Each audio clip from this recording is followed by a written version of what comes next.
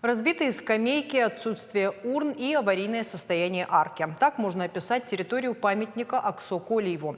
Мемориал выдающемуся остинскому поэту, священнику XIX века установили в 2006 году. Он расположен в сквере недалеко от стадиона «Спартак». Место отдыха для многих горожан уже давно требует внимания. Когда городская администрация благоустроит территорию, в нашем следующем сюжете.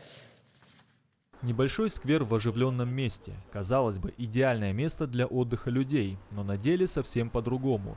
Неблагоустроенная территория сразу бросается в глаза. Нехватка урн и разбитые скамейки, из которых торчат гвозди, а некоторые лавочки и вовсе удивляют. Такие старые обветшалые двери часто можно встретить возле мусорных баков, но для этой двери применение нашлось. Правда, крайне неожиданная. Она используется как скамейка в сквере имени Аксо Колиева.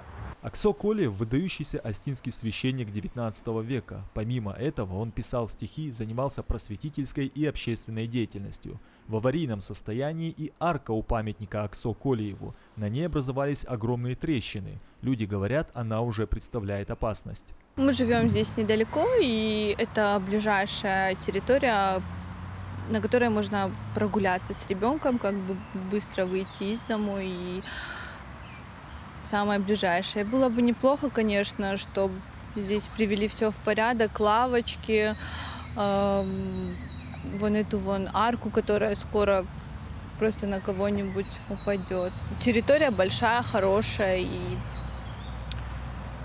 было бы неплохо, чтобы это все как-то привели в порядок немножко. В администрации города о проблеме знают. Говорят, объект непростой, но планы по его благоустройству уже есть. Это сложный объект для благоустройства, так как и масштабами, и своей историей, насколько вы знаете, там раньше было кладбище, поэтому нужно подходить, нужен особый подход в благоустройстве такой территории.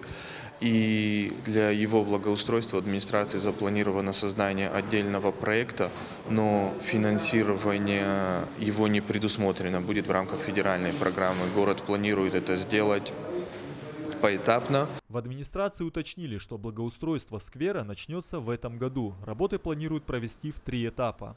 Батрас Загуров, Игорь Войцеховский. Новости Осетии.